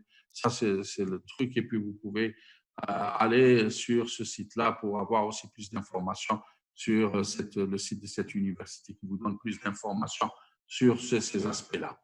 D'accord? Alors, et puis, donc, vous avez donc les conséquences. Vous passez, s'il vous plaît, encore, s'il vous plaît, la prochaine, s'il vous plaît. Donc, ça, c'est aussi, j'arrive à cela. Donc, la conséquence. La conséquence, c'est le plagiat. Puisque ces revues sont mal encadrées, d'accord, donc, automatiquement, c'est-à-dire que le plagiat passe. Et donc, le plagiat passe, et donc, on se rend compte que quand on publie dans ces revues, il s'avère que quelques temps après, on découvre que le travail est plagié, que c'est un travail. Et donc, les revues prédatrices, c'est les revues qui sont à l'origine du plagiat. Parce que dans les revues à comité d'éthique, des comités qui respectent donc la COP, le plagiat est détecté dès le départ. Avant, quand vous transmettez un article à une revue, avant que l'éditeur l'envoie à des reviewers, il le passe d'abord dans un logiciel qui détecte les plagiats, c'est-à-dire est-ce que ce que vous avez écrit, vous avez le droit de copier jusqu'à 10% d'un contenu, mais en ajoutant la référence. Au-delà de ça, ce n'est pas autorisé que vous allez prendre une introduction d'un article et vous allez la mettre dans votre article. Donc, les éditeurs, dès le départ, font ce travail de ceci, avant de l'envoyer à l'éditeur. Donc, vous avez déjà une première phase de détection de plagiat par rapport à ce que vous avez écrit. Ensuite, le reviewer, c'est une détection de plagiat dans les idées et le contenu. Donc, vous voyez, il y a deux verrous. Le verrou donc, du plagiat par rapport à ce que vous avez écrit et un verrou de plagiat par rapport au contenu et le contenu de ce que vous avez écrit. Et donc, c'est pour ça qu'il faut être… le prochain, s'il vous plaît, le prochain jusqu'aux réseaux sociaux dédiés à la recherche. Encore. Voilà. Donc, je ne vais pas m'étendre sur ces aspects-là. Donc, je vous ai juste guidé par rapport à cela. Maintenant, comment vous pouvez améliorer votre qualité de la recherche? Voilà, vous êtes novice, vous êtes un jeune chercheur, vous n'avez pas encore de l'expérience pour pouvoir être intransigeant par rapport à ce que vous faites, vous n'êtes pas sûr de ce que vous faites, vous doutez de certains résultats que vous avez trouvés. Alors, que faut-il faire? Vous n'avez pas assez de monde autour de vous, vous n'avez pas, votre encadreur n'est pas à la hauteur pour vous encadrer et vous guider dans votre travail de recherche. Que faut-il faire? Eh bien, la solution, c'est que vous pouvez vous appuyer aujourd'hui sur des réseaux sociaux dédiés à la recherche. Vous avez des réseaux sociaux aujourd'hui qui vous permettent de peaufiner, d'améliorer votre travail de recherche et d'améliorer votre qualité de chercheur. Alors, ces réseaux de recherche, la première des choses à laquelle je cite chaque chercheur à pouvoir donner plus de visibilité à votre contenu, c'est d'avoir un site web. Un site web, le prochain, un site web personnel. Un site web personnel est important, c'est-à-dire un simple site web ou sur une seule page. Vous mettez votre photo, vous mettez votre CV, votre nom, prénom, département, pour vous donner une identité sur la toile. Vous vous donnez une identité sur la toile. Vous existez dans la toile à travers une page qui vous identifie et vous donne de la visibilité. Et pour cela, prochaine, s'il vous plaît, la quatrième prochaine, s'il vous plaît. La prochaine, voilà, ici. Vous avez un excellent article qui a été écrit, par Elsevier, d'accord, qui vous montre comment créer site personnel, académique, simple et effectif. Je vous recommande de lire cet article, d'accord, qui est dans le site de Elsevier, qui va vous permettre justement de comment pouvoir mettre en place en tant que personne, en tant que chercheur, un site web, d'accord, qui va vous permettre de vous donner plus de visibilité dans la toile. Le prochain. Alors, c'est pour ça que j'ai dit, il y a un article qui est paru sur Nature, d'accord, pour vous montrer la pertinence des réseaux sociaux. La pertinence des réseaux sociaux pour améliorer la qualité de votre recherche. Donc, Nature, il y a un article qui s'appelle Online Collaboration, Scientists and the Social Network, c'est-à-dire la relation des scientifiques avec les réseaux sociaux, d'accord? Et donc, dans cet article-là, c'est-à-dire, il décortique en fait cette relation entre les réseaux sociaux et les chercheurs. Donc, le prochain slide, d'accord? Et vous allez voir, donc, il a décortiqué par rapport à l'esprit de curiosité, les commentaires, les discussions, le partage, les posts, etc. Et donc, tous les aspects ont été pris en considération. Et là, vous allez voir, il a pris en considération plusieurs réseaux sociaux, entre autres Twitter, Facebook, LinkedIn, ResearchGate, Academia, Mendeley, etc. Et donc, le prochain slide, s'il vous plaît. Et donc, l'étude, qu'est-ce qu'elle donne, cette étude? Alors, cette étude a concerné un échantillon de 3000 chercheurs, scientifiques et ingénieurs. D'accord, on leur a posé un certain nombre de questions. Et donc, ils ont classifié cette étude en deux grandes catégories. Les sciences dures, c'est-à-dire les sciences et l'ingénierie, et puis les sciences dites molles, les sciences sociales, l'art et l'humanité. Et donc, qu'est-ce qui est revenu le plus? Alors, plus de 60% des chercheurs utilisent Google Scholar. 50% utilisent ResearchGate. Et vous voyez, Facebook arrive en 4e position.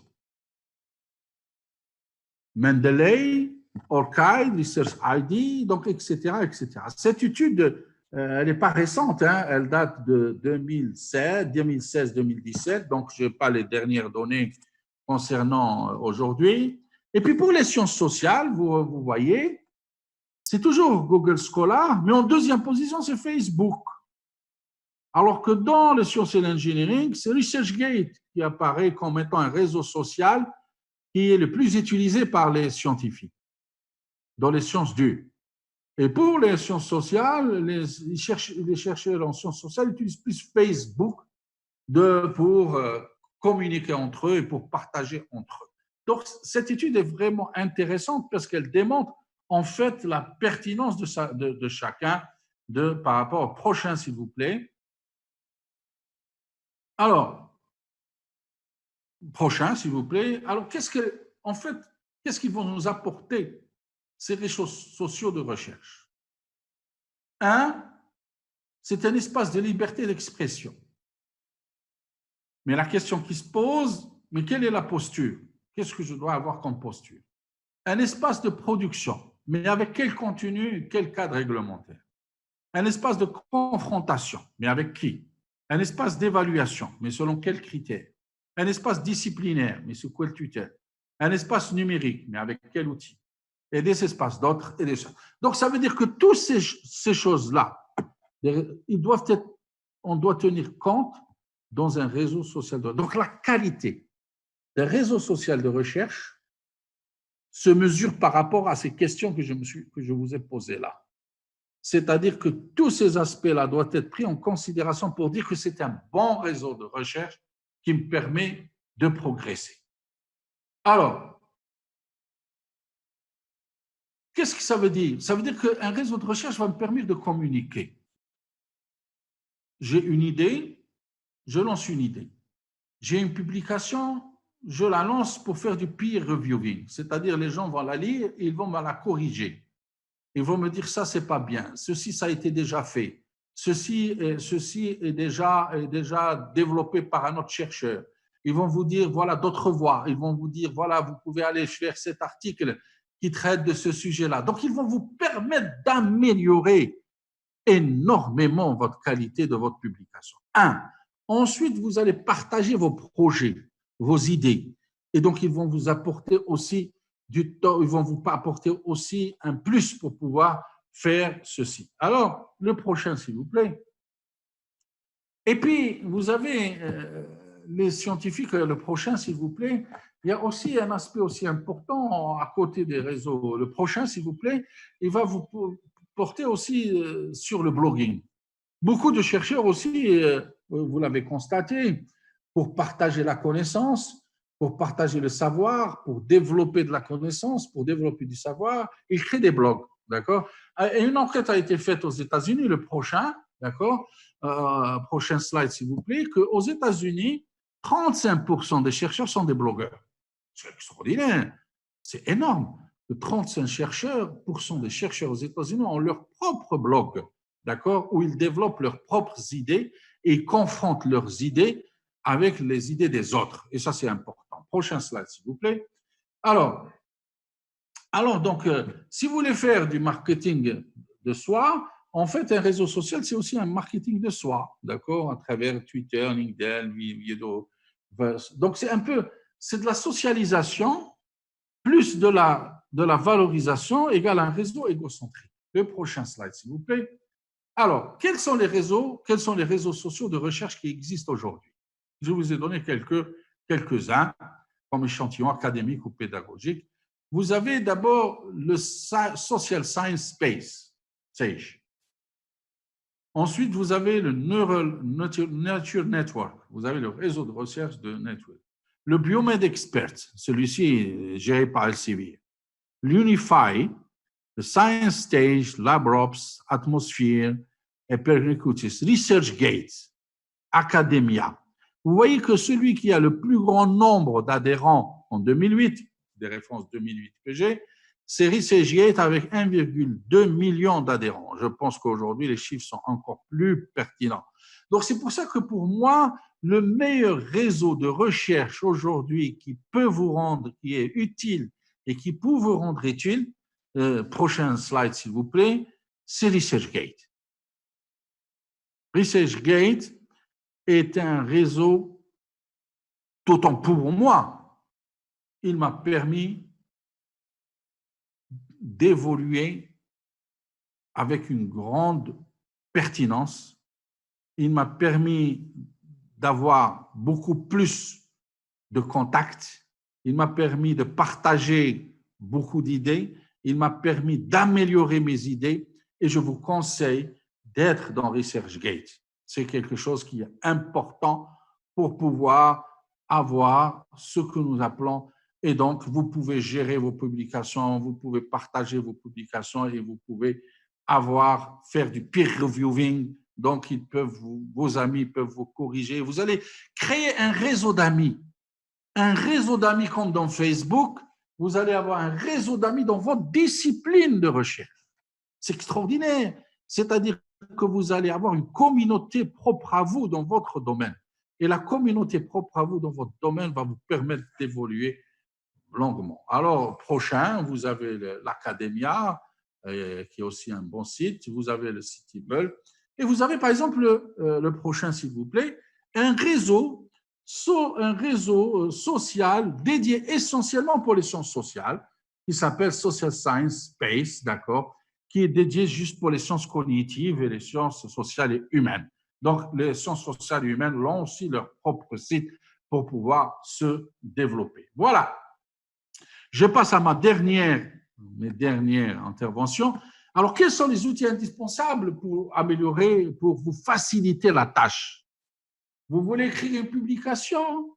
Vous voulez gérer votre organisation? Vous voulez gérer votre temps? Vous voulez que votre temps improductif que j'ai mentionné tout à l'heure soit le plus minimum possible? Alors, il faut des outils. Et parmi ces outils, donc le prochain, s'il vous plaît, c'est Mendeley. Mendeley est pour moi un outil extraordinaire qui m'a facilité la tâche. D'abord, ça veut dire que vous allez créer votre propre bibliothèque. Tout ce que vous avez téléchargé, tout ce que vous avez produit, tout ce que vous avez collecté comme publication, comme résultat, comme données, vous allez créer votre propre bibliothèque virtuelle. Et vous pouvez d'un clic retrouver toute l'information que vous voulez. Vous allez gérer vos documents et vos références. Vous allez insérer des... Alors là, ce qui est le prochain slide, s'il vous plaît. Allez-y.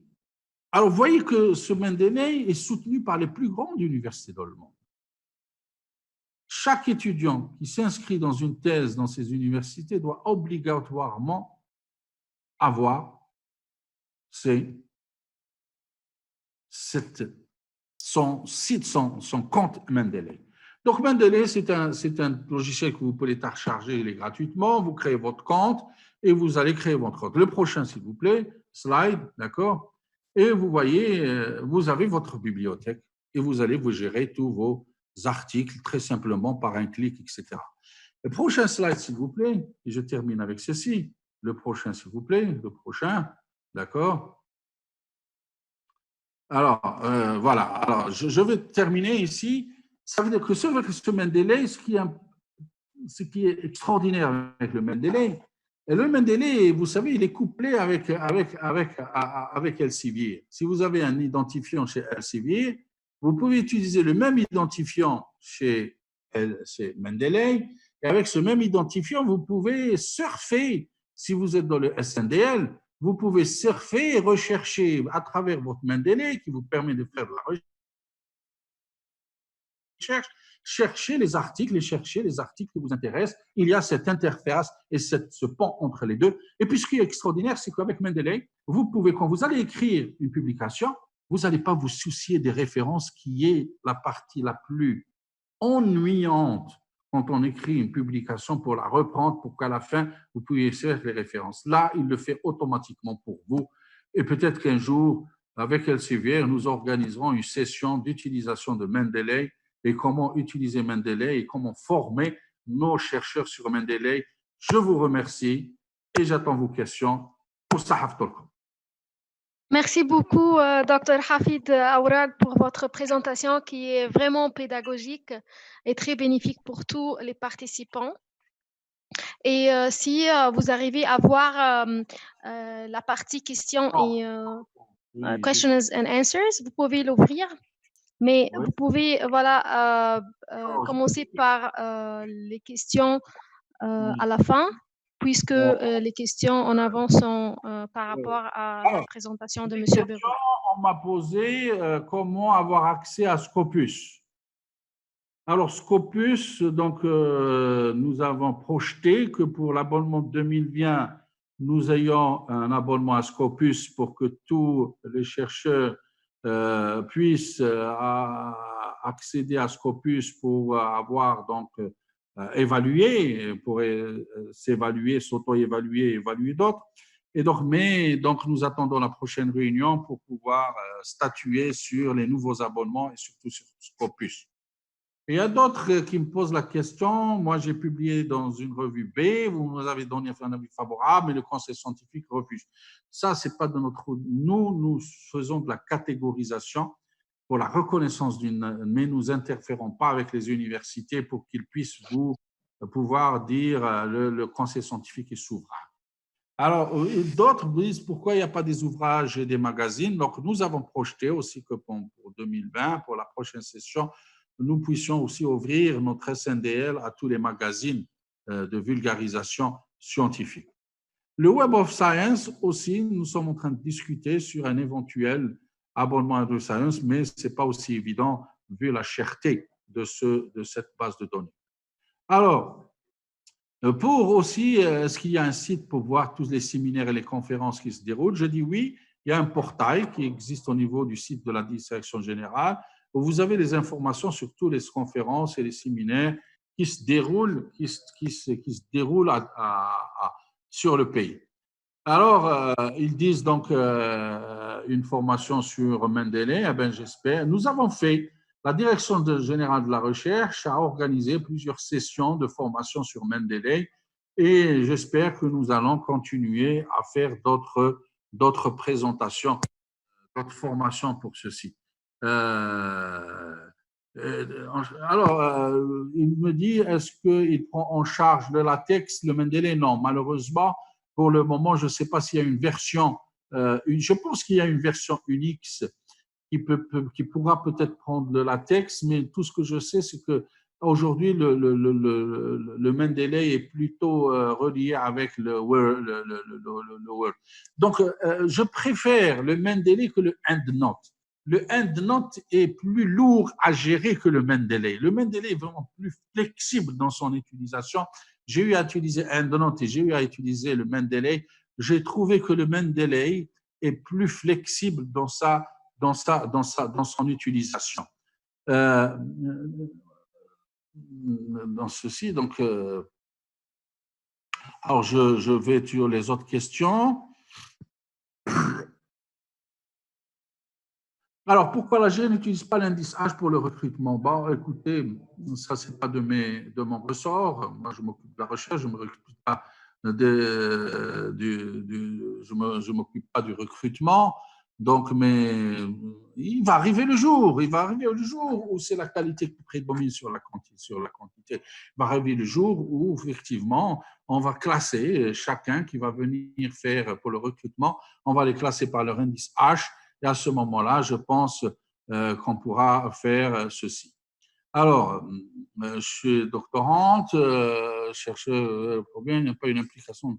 Chercheur avec du MERS, bon, là, c'est des choses qui ne me regardent pas. Alors, le paiement de devises vers l'étranger étant interdit en Algérie, si un chercheur publié dans une revue en open access, prévoit-elle ceci? Ben non, il n'y a pas de processus. Je regrette, on n'a pas un processus pour payer, donc transférer des devises, payer pour des revues. Mais écoutez, l'open access, et nous sommes dans un dilemme. Le dilemme, c'est que celui qui veut faire de l'open access, il faut qu'il ait de l'argent pour pouvoir faire de l'open access. C'est-à-dire, il faut qu'il paye l'éditeur.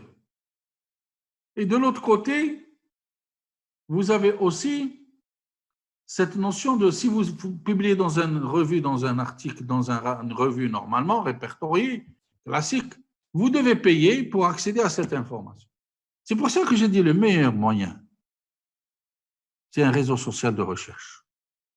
Si vous êtes sur ResearchGate, vous pouvez vous échanger vos articles en privé. Et donc, vous pouvez contenir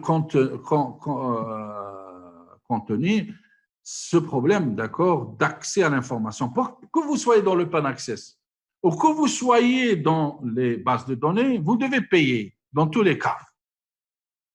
Rien n'est gratuit. Soit la production, soit la diffusion, elle est payante. Dans un, la diffusion est payante et dans l'autre, la production, elle est payante.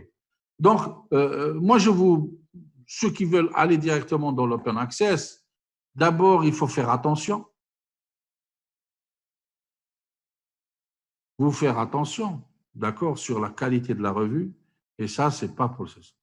Alors, est-ce que les publications dans l'IPSO ont un impact sur le… Bien sûr, quand vous avez des proceedings qui sont indexés dans le Scopus ou dans le Web of Science. Donc, s'ils sont indexés dans Scopus ou dans le Web of Science, ça veut dire qu'il influe sur votre indice H et il est pris en considération votre indice H, d'accord? Donc, c'est pour ça que je dis Google Scholar, non. La comparaison de Google Scholar et ResearchGate, Google Scholar, c'est un fourre-tout. C'est un fourre-tout, c'est-à-dire que Google Scholar, vous pouvez tricher. Vous pouvez faire rentrer des informations qui ne vous concernent pas. Il ne fait pas, généralement, c'est bien plus tard qu'il fait une recherche tout seul. Alors que ResearchGate, c'est lui qui détecte votre travail, qui détecte si vous avez fait une publication, il va lui-même automatiquement l'indexer dans votre compte. Alors que Google Scholar, c'est vous qui introduisez votre travail. Ce n'est pas la même chose. En termes de qualité, en termes de pertinence pour pouvoir évaluer une personne, ce n'est pas sur la base de Google Scholar qu'on va évaluer une personne. Ça, c'est une chose sur laquelle j'insiste par rapport à ça. Je pense que nous avons fait je pense que Mendeley est plus flexible que Zotero. Je suis très ceci. Alors, pour les disponibilités de logiciels anti-plagiat ou séristes, vous avez des logiciels qui ont été faits par des chercheurs au séristes sur des logiciels d'anti-plagiat. Vous pouvez demander aux séristes qu'ils puissent vous les mettre à votre disposition pour pouvoir faire ceci. Voilà, je vous remercie. Je pense que j'ai répondu à l'ensemble des questions qui sont un peu redondantes. Je vous remercie. Merci beaucoup, Dr. Hafid Aourak. Merci pour votre temps et pour votre disponibilité. C'était vraiment un plaisir et votre présentation est vraiment bénéfique pour tous les participants. Et nous aimerons vous avoir une autre fois dans des prochains webinaires. Inch'Allah. Merci beaucoup. Donc, pour ne pas dépasser, voilà, on a déjà dépassé le temps dédié pour le webinaire, mais seulement pour couvrir le point de la dernière présentation, très vite. Avant de passer sur ça, je veux seulement vous informer que Elsevier continue à soutenir les chercheurs et les bonnes causes au monde. Donc maintenant, il y a le Coronavirus Research Hub pour tous les chercheurs qui travaillent sur les vaccins pour le COVID-19. Vous pouvez accéder gratuitement sur le Coronavirus Research Hub jusqu'à la fin de octobre 2020. Aussi, il y a le Coronavirus Information Center que vous pouvez trouver sur la page d'accueil sur Sciences Direct pour avoir accès sur toutes les informations, toutes les publications sur le coronavirus. Alors, Sciences Direct, c'est une plateforme qui héberge le texte intégral des littératures évaluées par les pairs. Sur Sciences Direct, vous pouvez trouver des millions, plus que 16 millions de publications, plus de 4000 de revues et des séries et plus de 37 000 de livres. Et par un témoignage d'un chercheur aux États-Unis, Sciences Direct offre une plateforme facile à utiliser qui fournit un accès pratique à un large éventail de publications de recherche intéressantes et utiles.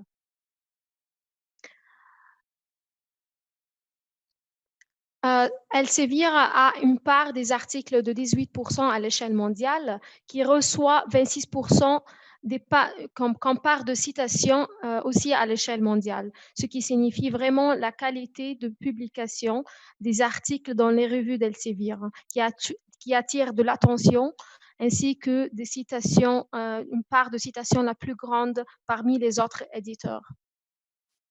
Cette collection de sujets sur Sciences Direct, ce que vous pouvez trouver aujourd'hui sous l'abonnement de Sériste SNDL sur Sciences Direct.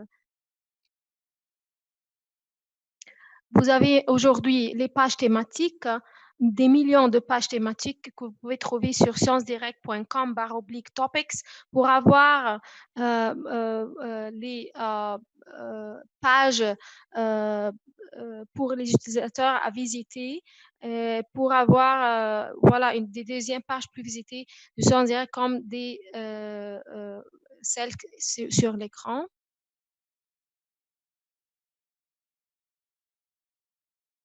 Et sur cette page thématique, vous pouvez avoir des courtes définitions, des termes connexes et des extraits du contenu pertinent des livres pour comprendre les différents concepts pour les chercheurs et les auteurs sur Sciences Direct.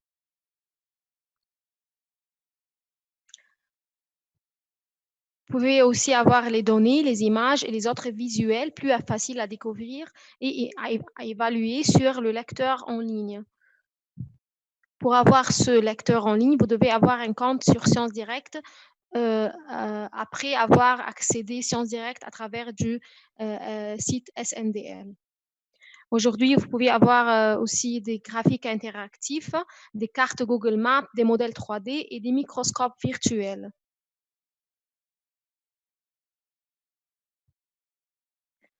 Si vous avez aussi des comptes sur Sciences Direct, vous pouvez avoir des recommandations basiques basées sur les mots-clés ou bien des recommandations améliorées et personnalisées.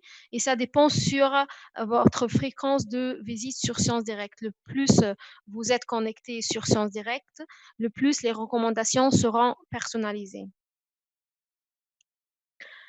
S'il vous plaît, je vous invite tous maintenant à visiter ces 3 liens comme test pour voir, pour tester votre accès sur Sciences Direct. Donc, je vous invite tous maintenant d'aller sur SNDL et accéder à Sciences Direct à travers votre identifiant et mot de passe.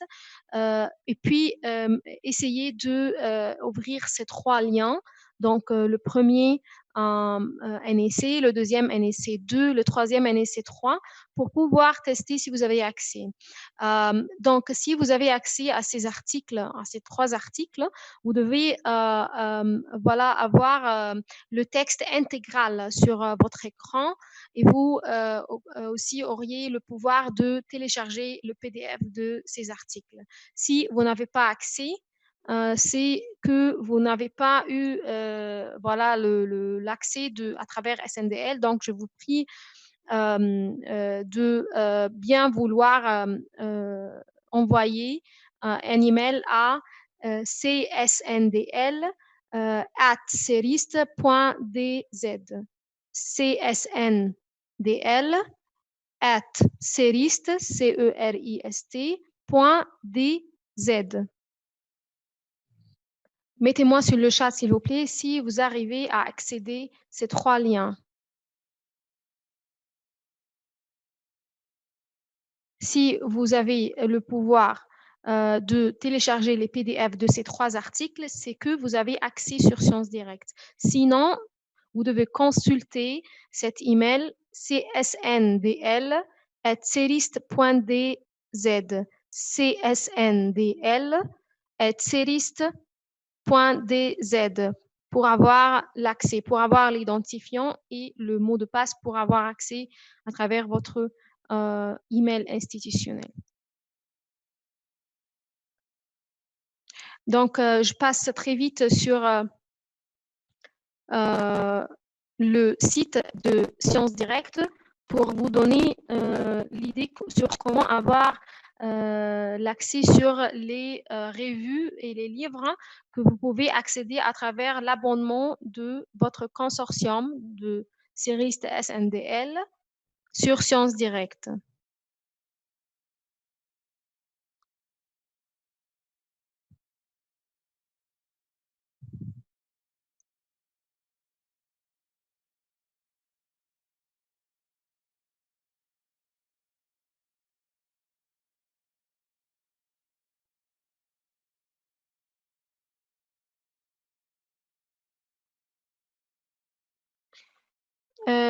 Est-ce que vous arrivez à voir le site sciencesdirect.com sur l'écran?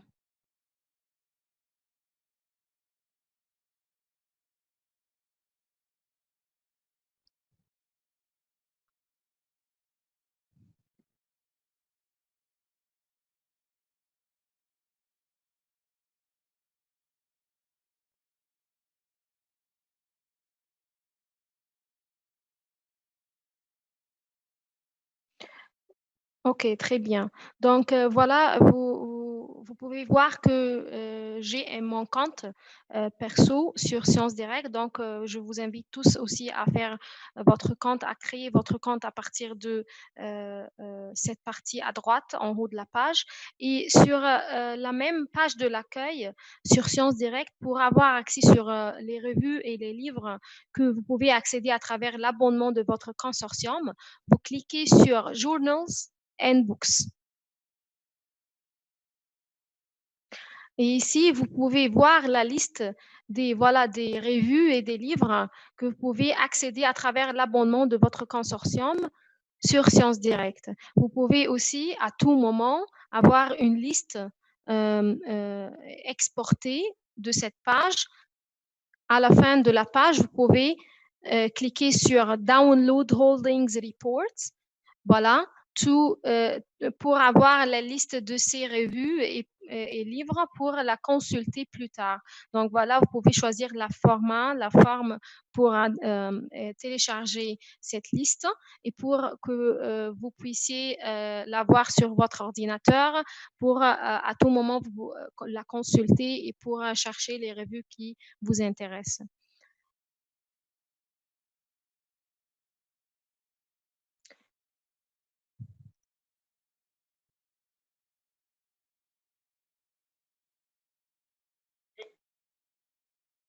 Je reviens à la présentation. Donc, je vous remercie vraiment pour votre participation aujourd'hui et on passe à la dernière diapositive pour avoir vos certificats d'attestation